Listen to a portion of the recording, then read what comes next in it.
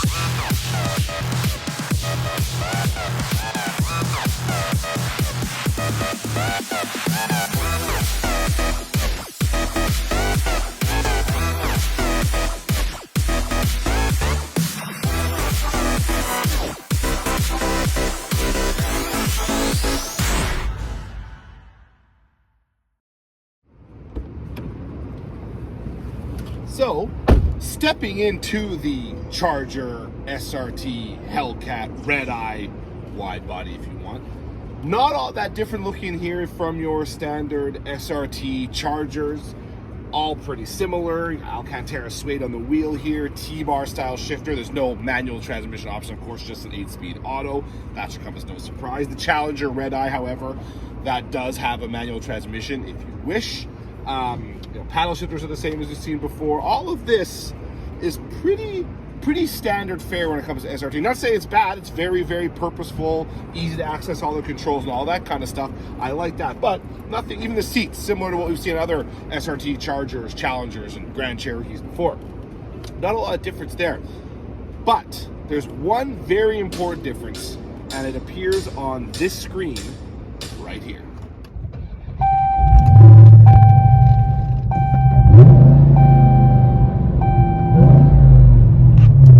Because in addition to all the usual stuff you'd see on a screen like that, backup cam, infotainment, all that kind of stuff, there's a switch that, when pressed through some red magic combination of fuel mixtures and boost pressures, takes this Charger from a positively pedestrian 500 horsepower to a manic 797 horsepower. Whew. That, of course, is more power than 3 of the recently announced Honda Civic SIs, more power than the Mercedes-AMG E63, BMW M5 CS, and so on and so forth. That is crazy. It's got a huge 2.7 liter supercharger, screw-type supercharger up there, and which means in addition to having more power than 3 Honda Civic SIs, its supercharger is bigger than the engine in a single Honda Civic SI, which is really kind of hard to fathom. And it's not just the supercharger that's big. Up there, you've got a massive air filter, the supercharger, huge engine. There's so much going on underneath that hood bulge up there that they had to take the battery and put it in the trunk because there's no room up there for it, or something like that. That is nuts. Now, I know I went all tongue-in-cheek and called the 500 horsepower count pedestrian, but not that it feels slow in that way either. Even with 500 in the 500 horsepower mode on a wet, slick road, you will get that tail squirming on you. If you even give it like a third, 2/3 throttle, even there you'll get it. I mean, I've got huge 305 section P0 Pirelli tires here, but even those and the wider track, it's still, it can only contain 500 horsepower to the rear wheel so much, right? So you're still gonna get that squirm back there. But when you have it in 800 horsepower mode though, that feeling of that supercharger just kind of pulling you along, and you really get a sense you've got this pulley pulling you forth and that nothing's going to stop it. That is a feeling that is very hard to describe. It's hard to even see on video. I mean, I can do my best here. You can hear it, but it's like a never-ending pull and pull and pull of power. I mean, very little is going to beat this in most drag race situations, I would imagine. Very little in the production world anyway, for sure. Like, and you know, you've got some other handling tweaks. Suspension's been tweaked a little bit as well. You've got the wider track, wider fenders. You've got all that trying to contain all this fury. But let's be honest, you don't really contain it, nor would you really want to really contain it. I mean, that's all so much of the fun when it comes to this Charger Hellcat Redeye. And I mentioned the red key before. It comes with 2 keys. This is the red one. It also comes with the black one. If you unlock the car with a black key, you don't get access to the 797 horsepower level, which I find kind of funny. I guess the black key is for your kid or whatever, if you want them to not have the full slug of power. Yeah, like 500 is not going to be enough for them. But anyway, I guess it's kind of almost Dodge's way of just being kind of funny about it. I don't know. But like, you got 2 keys. One, that's not something I've ever really heard of. I think maybe the Bugatti Veyron or the Bugatti cars, they might have something along those lines with regards to special keys as well. I'm not sure exactly, but that's a Bugatti Veyron. This is a Dodge Charger. And while at $120,000 some odd dollars, this is not cheap by any means. It's not a $800,000 Bugatti either. So to be able to get 800 horsepower for about 120 grand, that'll make one stop and think. That's for sure. And it, of course, should come as no surprise. In addition to being able to tweak the horsepower output, you can tune all sorts of stuff in here. There are pre-baked in modes, track, sport, but you can also customize things to your heart's content. Really, the suspension, the transmission response, how the traction control is working, all that kind of stuff can all be tweaked through this screen here. And in addition to that, you've got all sorts of other stuff. You've got a launch control system, no surprise there. You have G meter, all those things that make an SRT vehicle so special. And that's just another kind of feather in the cap of this thing, not to mention the looks, which are really, really awesome. The wide body, nice black wheels. This goes the extra mile. Mine does. It's got a package that gives me a satin black hood, satin black rear spoiler, and I believe trunk lid as well, I think, as I try to look back there. But looks, and with the green color, this thing looks really, really just purposeful and aggressive. And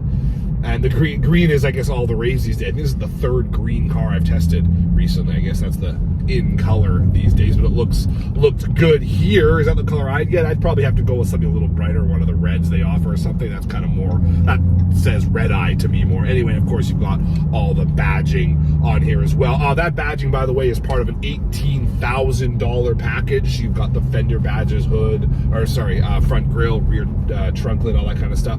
But $18,000 doesn't just get you a bunch of chrome plated badges. That would be a rip-off probably. It also gets you a chiller system, because this supercharger, as big and powerful as it is, it gets hot. And when you're doing multiple quarter-mile runs, as I guess some people are wont to do with a vehicle like this, you need to cool it down. And so you activate the chiller system, and you can do that once the engine is switched off as well. So they've really kind of gone all out here. This is very close to a drag racer for the road. Like, add a roll cage, crash helmet, you could do some damage out there on the strip, that's for sure. Unfortunately, no amount of tweaking in here can soften the ride. This is gonna be a firm ride. You've got a wide track, wide tires that are hard, summer performance tires. You're gonna get caught in bus ruts and all that kind of stuff. That's just kind of the nature of the beast with this vehicle. This is not a soft riding vehicle. It's not a quiet vehicle either, nor maybe would you want it to be. The NVH, it is not an NVH, a noise, vibration, and harshness star. That's for sure.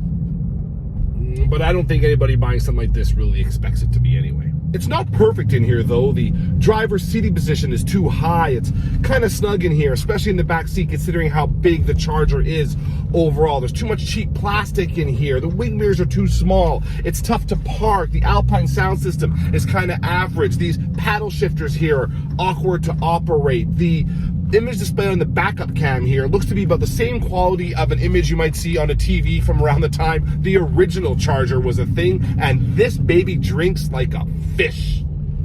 But you know what though? Let's be honest, none of that really matters, does it?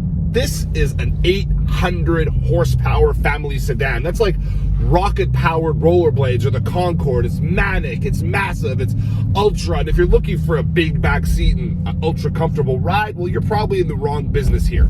If you want what is probably, it's one of the craziest cars I've ever driven, then this is what you want to go. If you want that power, that hood bulge in front of you, if you want that to feel that need to just get in the car, throw on your leather jacket and go for a ride, if you want that sound,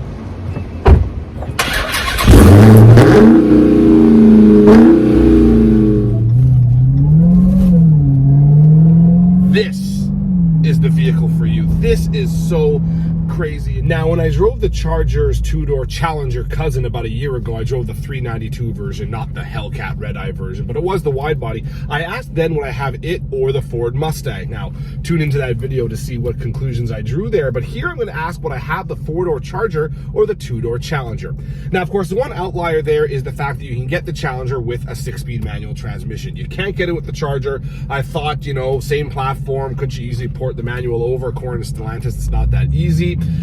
But this car, I really miss it because these paddles, like I said before, are super awkward to operate. So I found myself going all Dom Toretto and using the T-bar shifter of my automatic equipped car way more often than I ever do with vehicles that are equipped with a paddle shift option. So the fact that you can get the Challenger with a stick shift, that kind of throws a wrench into me being able to draw my conclusion too easily here. And I think I would have to say the Charger. This is just so far the other end of the spectrum from everything else you hear about in the car world these days that you might as well go the whole route. Get the extra 2 doors back there. Get the, well, at least somewhat usable back seat. The one you could put your kids in and be the coolest dad in school or the coolest mom in school. That's for sure. This is a very cool dad car. I'd probably have to say I'd go with the Charger. This thing is so ultra. It's so ultra. You might as well go all the way. Get the extra doors and just, you know, have a laugh, really. Just have a laugh. There's no other way to put it. Man, it's not often when I review these cars that I come away saying I really want one, but I texted my colleague that works at Stellantis, Dodge's parent company, and I said, I want one, period. That's all I wrote. I think I kind of do. Anybody got an extra 120 grand lying around they can throw my way? No? No. Someday, maybe. Anyway, thanks for tuning into this review of the Dodge Charger Hellcat Redeye. Hope you enjoyed it. If you're enjoying the channel, please do subscribe. If not, no hard feelings. You can follow me on Twitter at Dan the Wheelman and on Instagram at Dan the Wheelman as well. So thanks for tuning into this video. Until next time, sayonara, folks.